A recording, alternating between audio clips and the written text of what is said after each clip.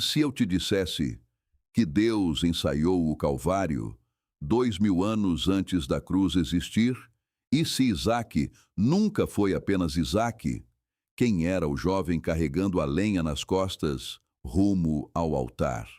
Por que Abraão chamou aquele lugar de provisão? Porque o silêncio de Isaque ecoa exatamente como o silêncio de Cristo diante da cruz. E porque Jesus declarou que Abraão viu o seu dia?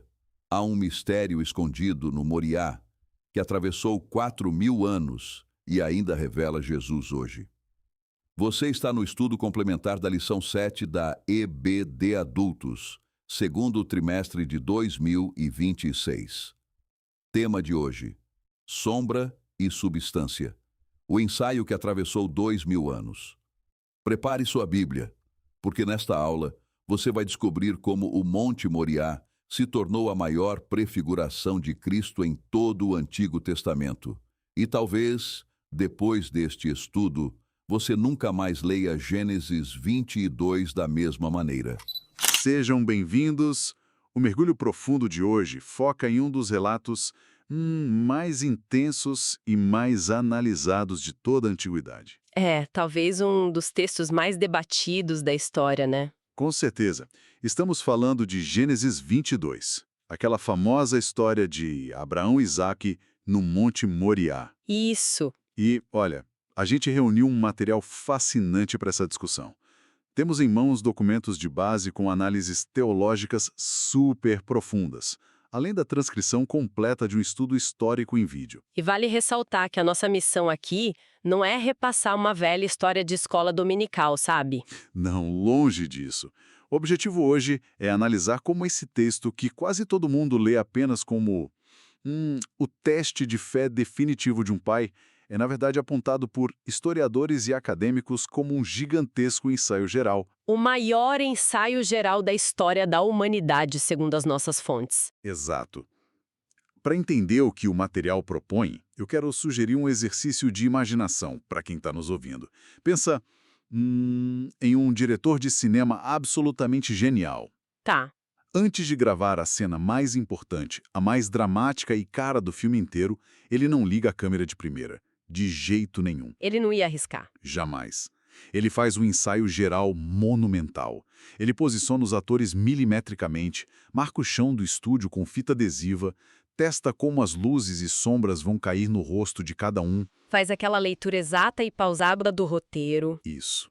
Tudo precisa estar, absolutamente perfeito, testado e coreografado, antes de a câmera finalmente começar a rodar. É uma preparação muito meticulosa, porque nesse tipo de ensaio, cada silêncio, cada passo, cada objeto no cenário e até a respiração dos atores tem um propósito. Muito maior do que a simples ação acontecendo ali na hora, né? Com certeza. E a tese central do material que a gente está analisando hoje é que o evento lá no Monte Moriá funcionou exatamente assim.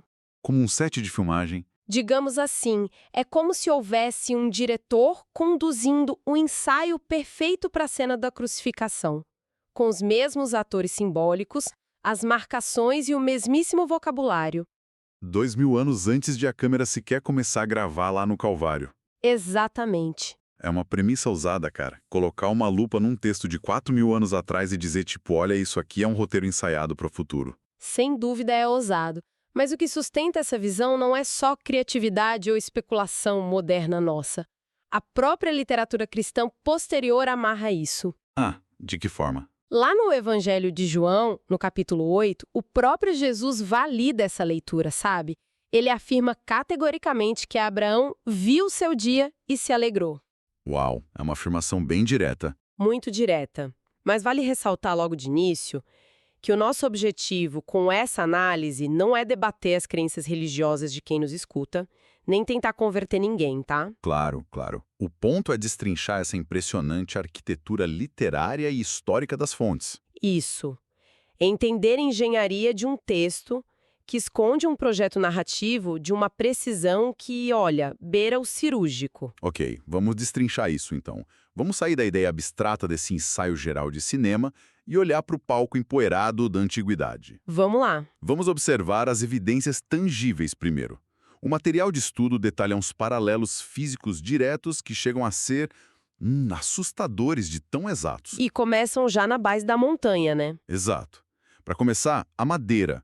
O texto antigo relata que, ao chegar na base da montanha, Abraão colocou a lenha do sacrifício sobre os ombros de Isaque. E o jovem carregou um instrumento da sua própria morte montanha acima. É arrepiante pensar nisso. A análise chama isso de a cruz antes da cruz.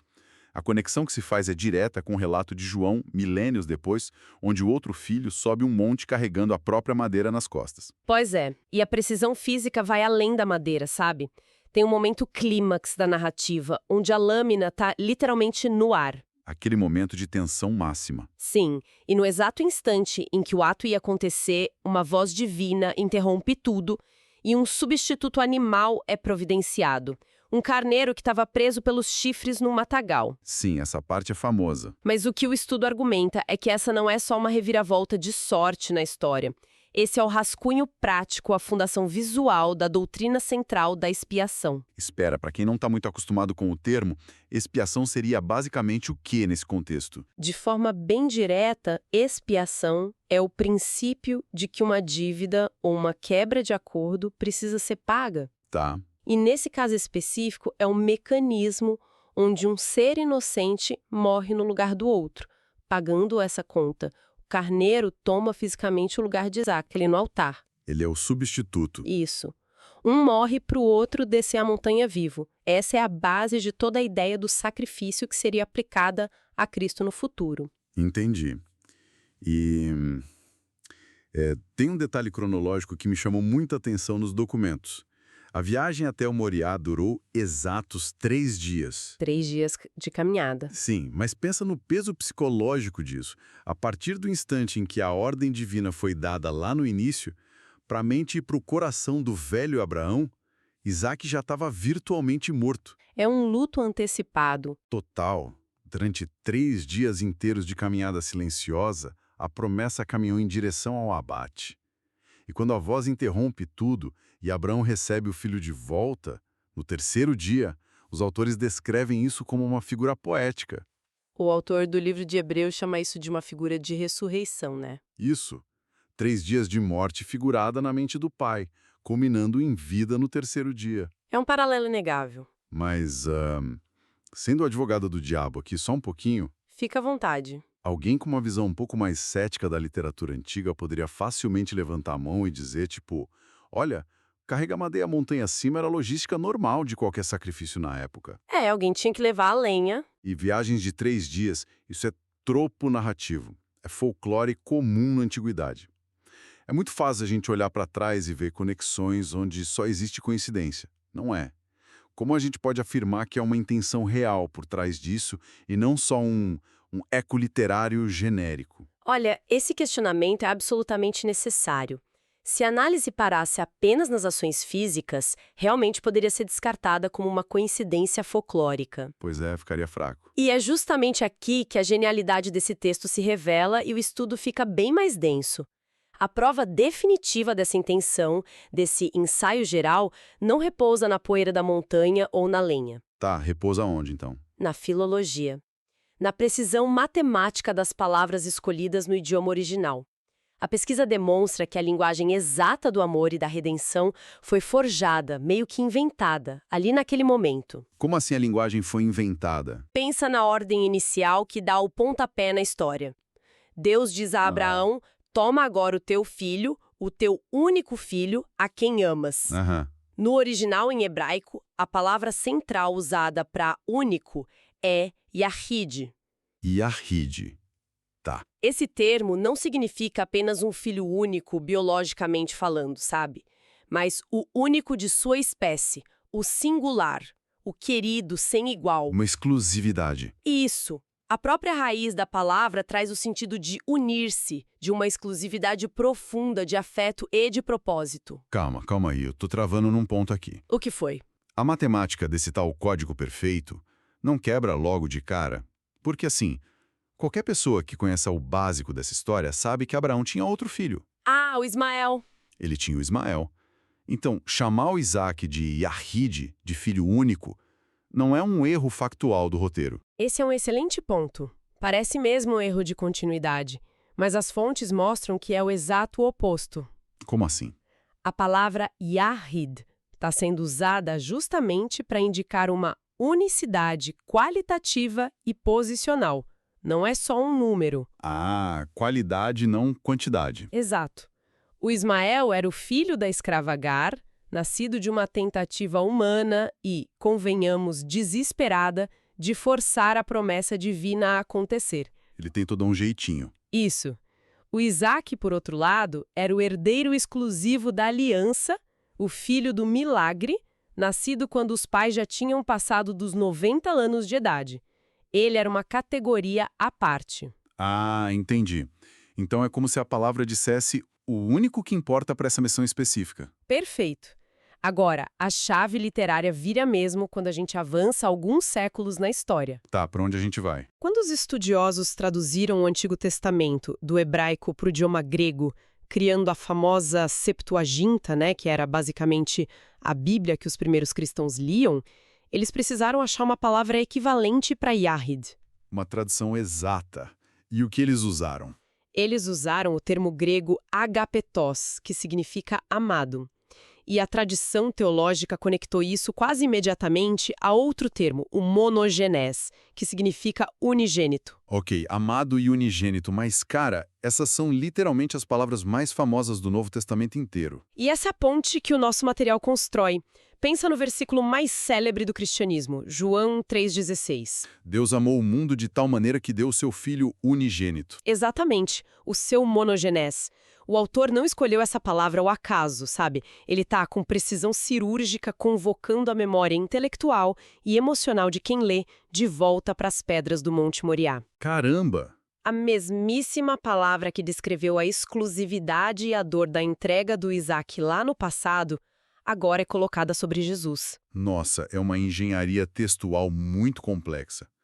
E, olha, sabe o que isso me lembra? O quê? É como fazer engenharia reversa de um código de software gigante. Como assim? Imagina um programador brilhante que escreve um bloco de código aparentemente simples na versão 1.0 de um aplicativo. O código faz uma função pequena ali, roda bem, mas só vai revelar o seu propósito gigantesco, a sua verdadeira função primordial, anos depois. Quando o sistema for atualizado. Exatamente. Quando vier a versão 2.0. É como se o idioma do amor sacrificial, os verbos e os adjetivos da redenção tivessem sido literalmente redigidos e testados em Gênesis milênios antes para compilarem e rodarem de forma perfeita na narrativa do Novo Testamento. Nossa, essa é uma ótima analogia.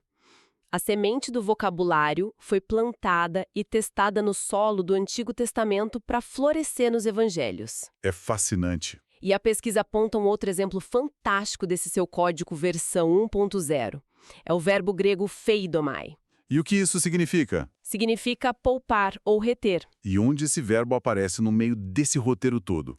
Logo depois da lâmina parar no ar, o anjo diz a Abraão: agora sei que temes a Deus, porquanto não me negaste o teu único filho. Certo. Na versão grega, a palavra usada para não negaste ou não poupaste é pheidomai. Abraão não poupou Isaac, mas no último segundo Deus interveio e poupou o garoto. Ele foi salvo. Sim, e o contraste formidável ocorre lá na frente, no Novo Testamento, na carta aos Romanos. O que diz lá? O apóstolo Paulo utiliza a exata mesma palavra quando escreve que Deus não poupou a seu próprio filho, antes o entregou por todos nós.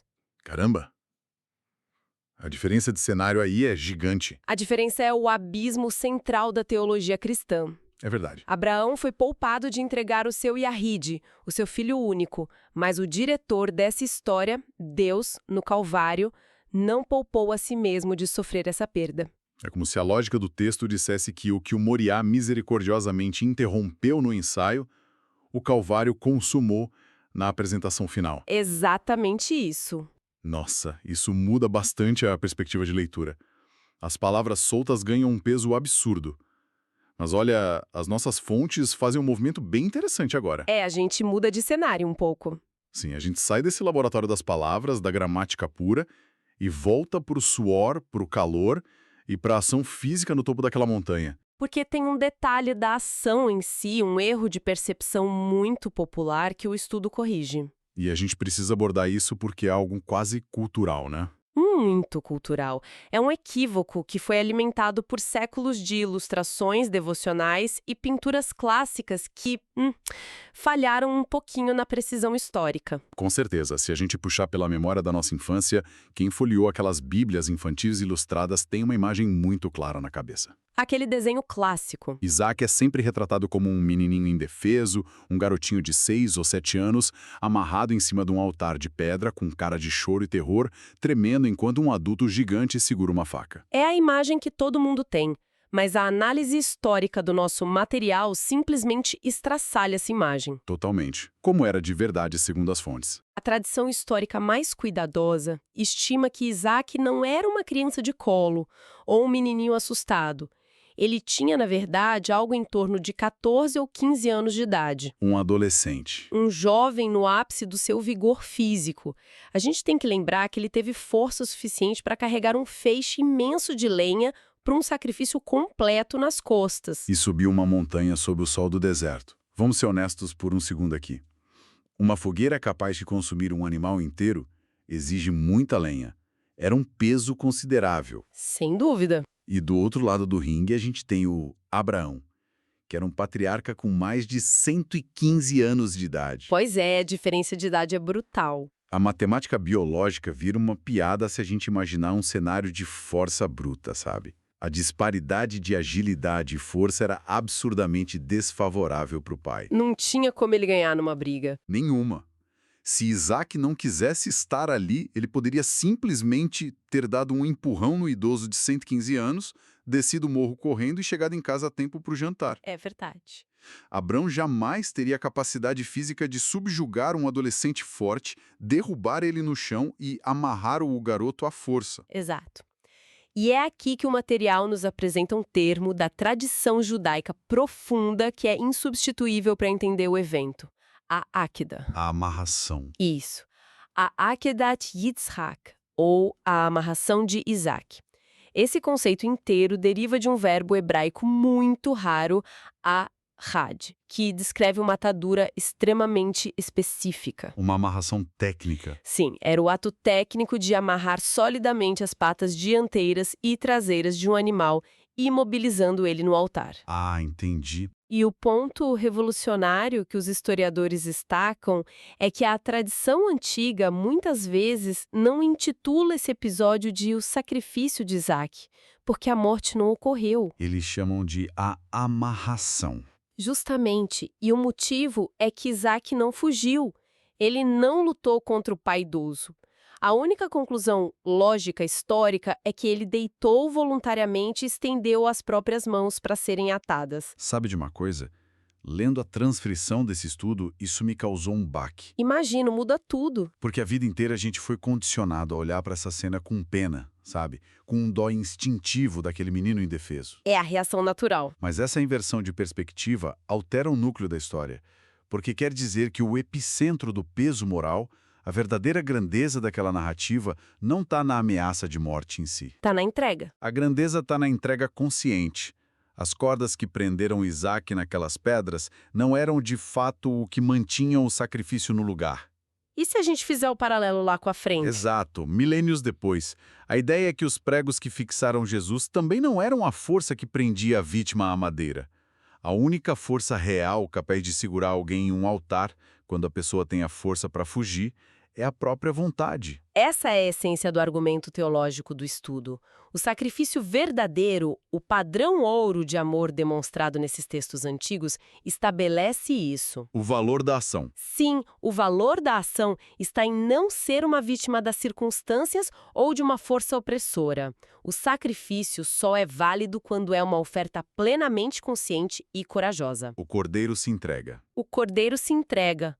E o estudo faz um link maravilhoso com o silêncio de Isaac na narrativa. Ele não questiona as amarras, não grita por socorro.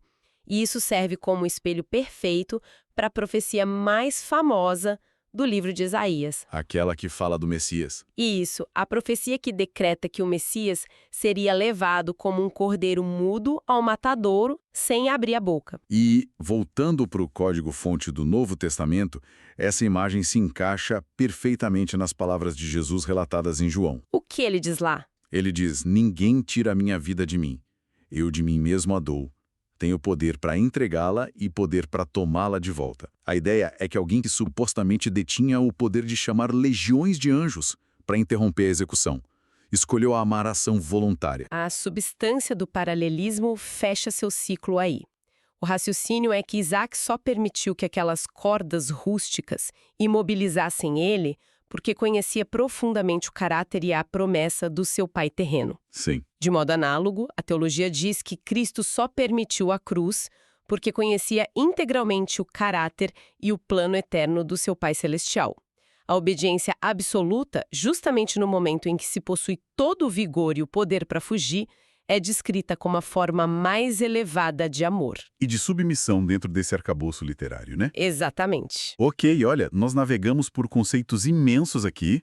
Nós destrinchamos gramática hebraica, mapeamos traduções gregas e entendemos a logística de um sacrifício antigo. Foi uma jornada em tanto. Mas a gente precisa fazer aquele movimento vital de descer do topo gelado e acadêmico dessa montanha e aterrissar esse conhecimento no chão de terra batida da vida real. A aplicação prática. Sim. Como tudo isso afeta quem está escutando a gente agora. Talvez a pessoa esteja presa no trânsito, lavando a louça ou correndo na esteira. O que isso importa hoje? O estudo avança da teoria literária para umas aplicações bem diretas. Ele toca, em primeiro lugar, no custo irrenunciável do amor genuíno. O amor custa caro. Evidenciando que, dentro dessa visão de mundo, o resgate do ser humano não foi uma transação burocrática e barata. Custou algo dilacerante. Custou a entrega daquilo que era mais íntimo, o único e amado.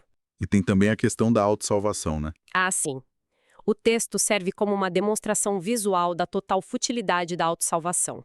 Como assim? A narrativa de Moriá demonstra, por meio desse molde histórico, que ninguém é capaz de subir a montanha da própria existência, enfrentar o peso da perfeição exigida e descer de lá com vida baseando-se nos próprios méritos, de fora do esforço humano. Entendi. É por esse substituto que ele escapa. Mas e no final do dia? Na prática bruta? Como a gente traduz todo esse peso milenar em conselho palpável pro agora? É uma ótima pergunta. Imagina alguém que está nos ouvindo hoje e que está atravessando o que a gente poderia chamar de um vale de provações extremas.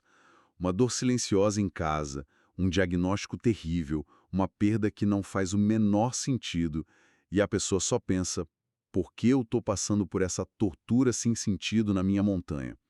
Como as conclusões desse material respondem a essa angústia? Esse é provavelmente o ponto mais sensível de toda a pesquisa. Os documentos exploram, na sua conclusão, o princípio dos moriás pessoais. Moriás pessoais. A gente precisa voltar à mente de Abraão. Quando ele e o filho subiam aquele pico sob um sol inclemente, não havia uma trilha sonora triunfal tocando ao fundo. Não é verdade, a gente romantiza, né? Mas devia ser horrível. Havia poeira, havia um silêncio esmagador, passos arrastados e uma confusão mental profunda. Uma angústia. Para ele, para o ser humano Abraão, parecia a anulação impiedosa e sem sentido de um projeto de vida que demorou um século para se concretizar. O medo de que tudo estava terrivelmente errado devia ser paralisante. Para ele, devia parecer um requinte de crueldade de um escritor sádico. Exatamente. Parecia uma brincadeira de mau gosto. E é aí que repousa a virada psicológica e espiritual que o texto oferece. E qual é essa mirada? O material argumenta que esses momentos de provação severa e incompreensível não são necessariamente testes caprichosos do destino.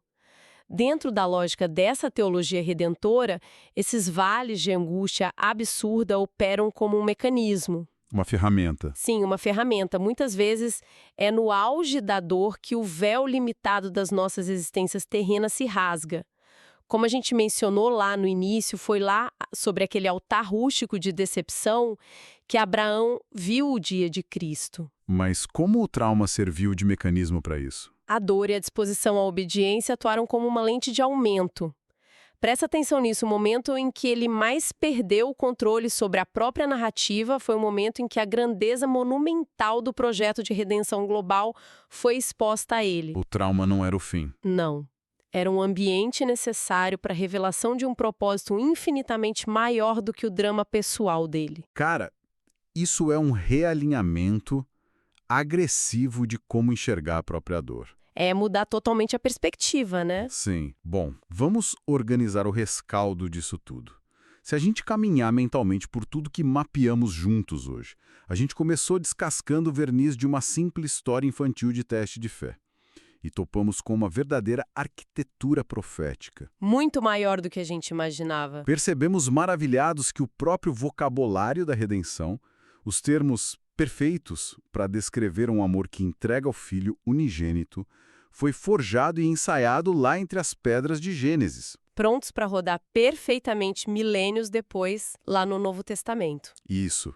Descobrimos também a realidade física daquela cena, de que a verdadeira força de um sacrifício não está na vitimização, Mas na obediência corajosa de alguém forte o bastante para se entregar voluntariamente. A amarração, né? a queda. E a gente compreendeu que a trajetória de Isaac no monte foi, em essência, a sombra perfeitamente desenhada no solo da antiguidade que preanunciava a substância sólida do Calvário. Uma história que serviu como ensaio geral e passarela imaculada para outra história. Exatamente. E é isso que me traz a um pensamento final. Um conceito meio incômodo, que eu gostaria de deixar flutuando na mente de quem nos ouve hoje. Para você que está aí, refletir por conta própria. O que seria? Nós vimos, amparados por todos esses documentos, que um dos eventos mais desesperadores, solitários e absurdos que ocorreram no deserto há milhares de anos era, sob os panos, um ensaio perfeitamente coreografado. Era a preparação cirúrgica de um diretor genial montando o palco para a maior história de resgate da humanidade. Se isso é verdade lá atrás, que outras amarrações obscuras na nossa própria linha do tempo atual não poderiam estar funcionando da mesma forma. Aqueles momentos amargos e confusos na nossa trajetória. As dores que parecem estéreis e punitivas que a gente enfrenta no silêncio de casa. Os nossos moriás pessoais. Exato. E se no meio de todo o pó e da confusão da sua própria montanha árida, aquilo que parece um fim sem sentido estiver secretamente atuando como um ensaio geral para uma resolução gloriosa que a nossa câmera ainda não tem foco suficiente para enxergar. É a esperança profunda de saber que nenhuma dor é desperdiçada na trama de quem escreve a história. Essa é a essência. Se uma dor interrompe a nossa vontade, no nosso Moriá, algo muito maior pode estar sendo consumado lá na frente. O negócio é continuar escavando as camadas das histórias, duvidando do que parece óbvio à primeira vista e mergulhando fundo naquilo que não conseguimos ver. Muito obrigado por nos acompanhar em mais essa análise. Foi incrível. Até a próxima. Até o nosso próximo encontro. O estudo que você viu aqui faz parte do material extra complementar do Estudo Imersivo EBD. E se você ficou até aqui, temos um presente para você. Você pode baixar gratuitamente os mapas visuais deste estudo e a apresentação completa em PDF. São 15 slides em alta resolução. É só escanear o QR Code na tela ou acessar o link na descrição. E se você quer ir além, saiba mais sobre o kit imersivo completo da lição, que vai mudar a dinâmica de sua aula e torná-la inesquecível. São mais de 14 ferramentas de ministração em 4 dimensões, feitas para transformar sua preparação de aula de forma rápida, eficaz e completa. O link também está na descrição. Tenha uma excelente aula de EBD no domingo. Nos vemos no próximo estudo extra, neste mesmo canal. Não se esqueça de se inscrever, dar seu joia e compartilhar com outros professores e alunos. Que Deus te abençoe.